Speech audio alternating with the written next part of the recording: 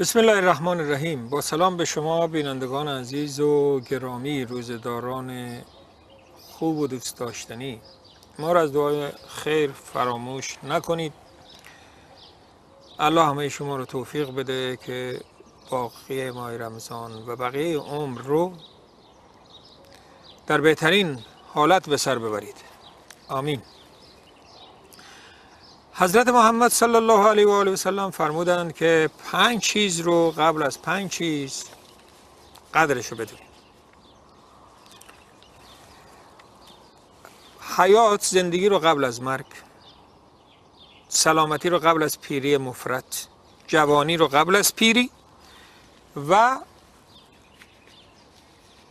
فراغت رو قبل از اینکه مشغول بشی. انسان وقت فارغ داره و ثروت رو قبل از اینکه فقیر بشی. یعنی اینا رو استفاده کن. ثروت داری خوب استفاده کن، جوانی رو خوب استفاده کن، فراغت تو خوب استفاده کن و سلامتی تو و همه مهمتر زندگی تو، حیاتت رو، وقتت رو. حیات، انسان وقت داره دیگه.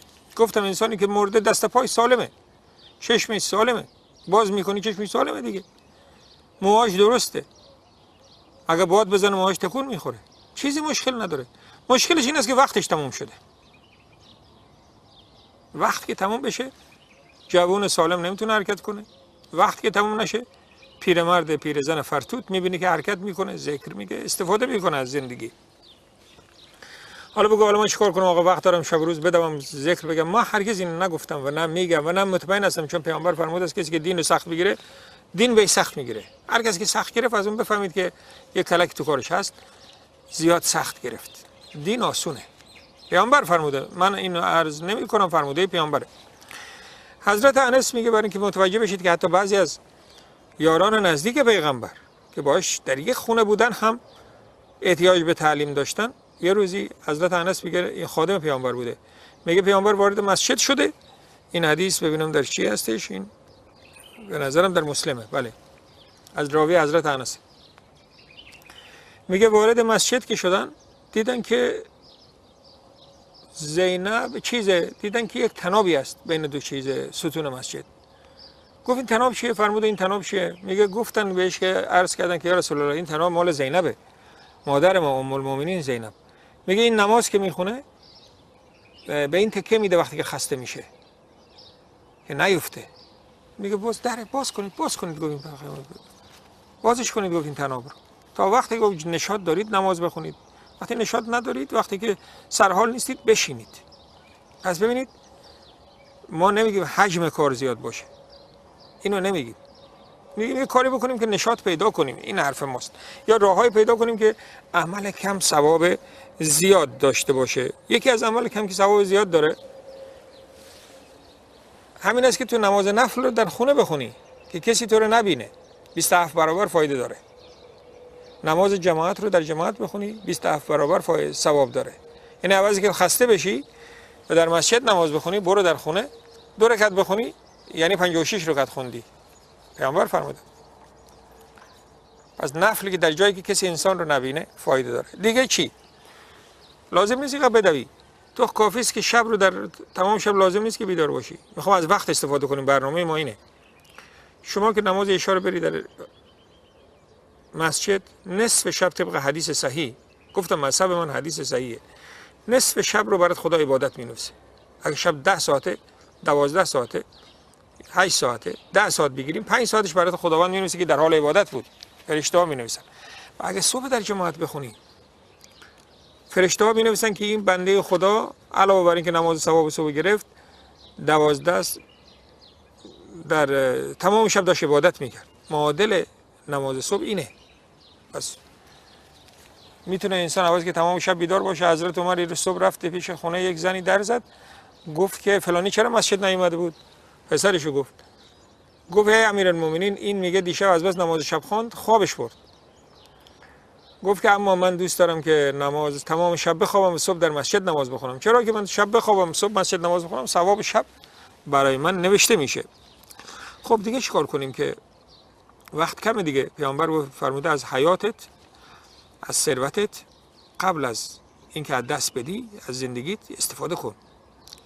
ثروت داری یا کم داری یا زیاد، زنده هستی، یک راه بدونی که ثواب روزه رو 2 برابر کنی، یک نفر دیگر رو دعوت کن.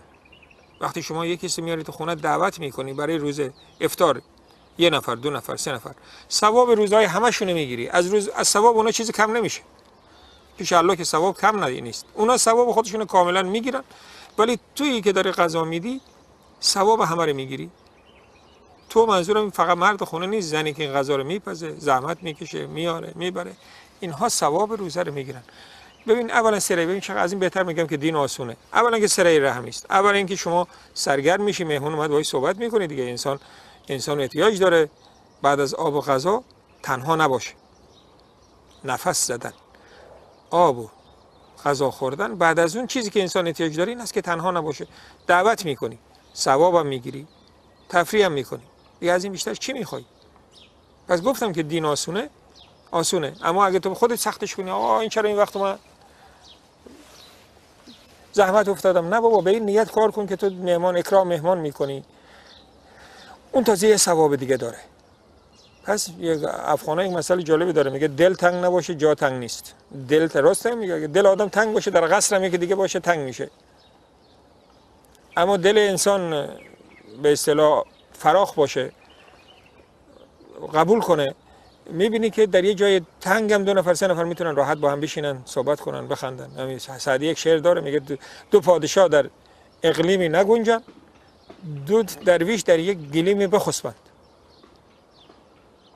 یعنی چی؟ یعنی که پادشاه میگه 2 تا پادشاه یک سرزمین داره بازم دلش تنگه، اما 2 تا بدبخت در یک فرش با هم میخوابن، 2 تا آدم به اصطلاح قانع، منظور نه بدبخت. خب دیگه چیکار کنیم که ما ثواب روزه رو بگیریم؟ اینجا که گرفتیم از مهمونو، اگر شما غذا میخوری شکر کنی. پیامبر فرموده کسی که شکر کنه مثلش، غذا بخوره و شکر کنه، مثل کسی است که روزه بگیره و صبر کنه، مثل کسی است که غذا نخوره و صبر کنه.